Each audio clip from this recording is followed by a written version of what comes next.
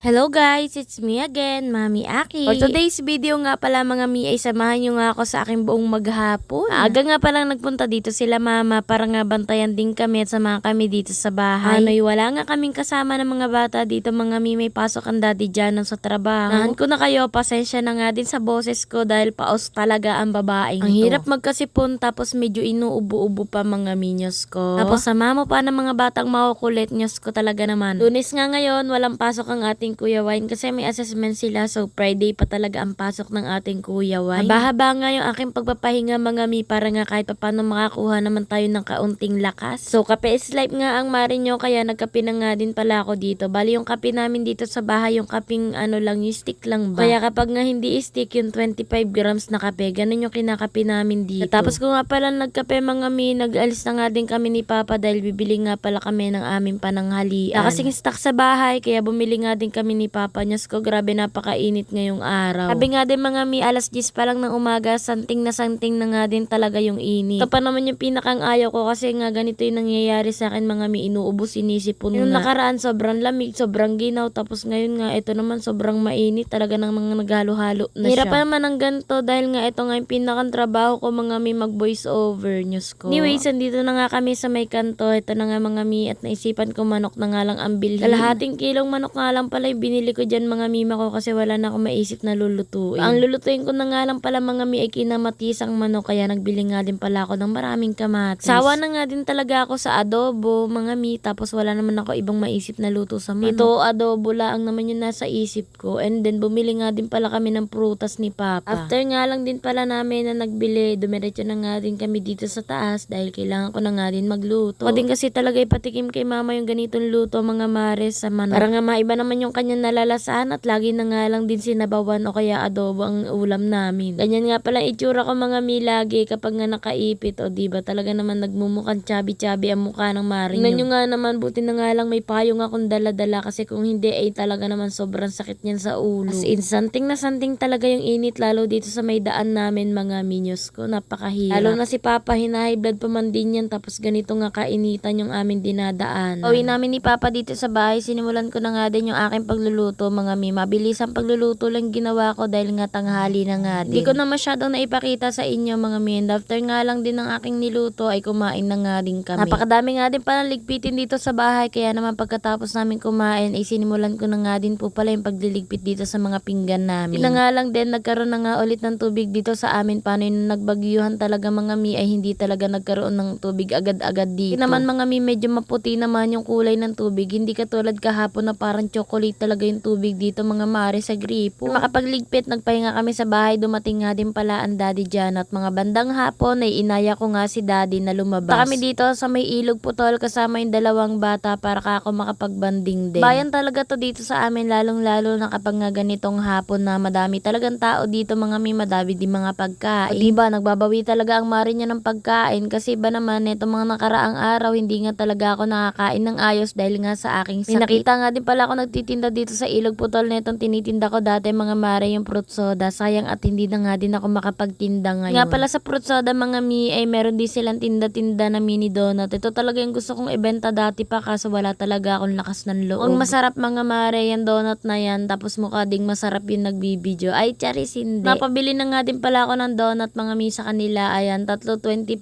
nga pala, strawberry flavor pinili ko tsaka chocolate. Ito naman nga ang ating daddy dyan, no? Kumakain na nga din ng person. Huli nga din pala kami ng shawarma mga mare dito dahil nga masarap yung shawarma, 50 pesos ang isang piraso. Ang daddy dyan, no, ang kanya naman binili mga mi, etong abnoy na parang hindi. Hindi nga mabaho etong abnoy na ito mga mare, tapos may itlog na pula, basta yun hindi siya mabaho, mabango, ganun. Food trip malala talaga ang ginawa ng maring akin nyo for today's video. Ayan, gala pa more, wala nang ang pera, gala ng gala. Wala nang ang pera, kain pa ng kain, o diba, napakagaling naman talaga. Kinabukasan, wala nang pambiling gata sa mga anak mo. Pag napunta kami dito ng daddy mga mare sa may ilog putol or kaya kahit sa bayan, nabili talaga ako ng shawarma. Ewan ko, favorite ko talaga to, tapos lalong-lalo na kapag sobrang maanghang siya, ganun. Diba, lamon na naman ang lamon ng mare nyo, walang kahumpayan na naman yan, tapos kapag tumaba na naman ng sobra-sobra ay talaga namang magbabawas. Ano kaya yun? Ewan ko ba mga mi, gustong-gusto ko talaga kumakain, tapos wala na akong pakialam ngayon sa itsura ko. Anyways mga mi, after nga lang pala namin pumunta diyan sa may ilog putol, ay eto nga mga mi, umuwi na din kami sa bahay, pero bago yun bumili muna ako ng aming ulam. O diba, ba walang kahumpayan yung kain natin sa labas tapos ngayon ay kain na naman pagdating sa bahay. Naman yung kain namin sa labas, iba din etong hapunan mga minyos ko naman. Basta niluto ko diyan yung hotdog na nilagyan ng ketchup tapos nilagyan ng sili. Masarap yan mga mima ko. Try nyo din. Ito yung mga niluluto-luto ko dati mga mi, lalong-lalo na kapag nagtitipid. Pero grabe na din ang mahal ang bilihin ngayon. Nasa 100 plus na agad yung binili ko. Back tayo sa story mga mi. Nagluto na nga din pala ako para sa aming panghapunan. Aking kawali, naglagay na nga din pala ako dito ng mantika mga mi. Tapos sinunod ko na nga din ng mainit na itong mantika, itong hotdog. Halu-haluin lang natin yan mga mi. Kailangan natin yan na maluto lahat ng side. Hindi pwedeng merong maiiwan or kaya meron naman na masusunod. Kung ganitong pagluluto mga mi, natutunan ko lang to sa ate ko. Siya yung nagturo na ito sa akin. Ba talaga kapag nga nanonood ka ng mga niluluto ng mga nanay or kaya yung mga ate mo, kasi madami ka din matututunan. Pero yung niluluto ni ate walang sili na green. Ako naman gusto ko naman may sili na green kasi masarap mga minalasa talaga sa hotdog. Medyo half cook na nga pala mga mare itong hotdog, nilagay ko na nga din pala yung bawang sibuyas tsaka yung siling green. Sama-sama na yan siya dyan. Mabilisan na nga lang pala yung pagluluto ko para nga kahit paano mabilis na nga din kami makatulog dahil antok na ang person na ito, Diyos ko. Sunod ko naman nilagay dito yung paminta na pino. Pinoy nilagay ko mga mi para nga lumasa din at medyo umanghang pa siya. Pero huwag kayong mag-alala, hindi ay masyadong maanghang, nakain pa din ng kuya wine natin. Tapos ang hindi pwedeng mawala mga mi, itong ating ketchup. Pagkatapos ko mailagay dyan yung ketchup, naglagay nga din pala ako dyan ng tubig. Naglagay nga din pala ako dito ng toyo mga mi para nga mas masarap nga itong ating niluluto. Basta naglagay ako dyan mga mi ng tubig, tapos syempre magic sarap, dagdag lasa. Nagluluto talaga ako, hindi mawawala yung magic sarap sa niluluto ko. Pero huwag kayong mag-alala mga mi, kaunti lang yung nilagay ko dyan, hindi pa nangalahati. Tapos mekos-mekos na ulit yan ng mari nyo para talaga mag-combine all together silang lahat-lahat. Ganun. Naglagay nga din pala ako dyan ng kaunting asukal, balance the taste lang mga mi. Hindi masyadong maalat, hindi din matamis. Maya, eto na nga din po pala yung aking niluto at pwede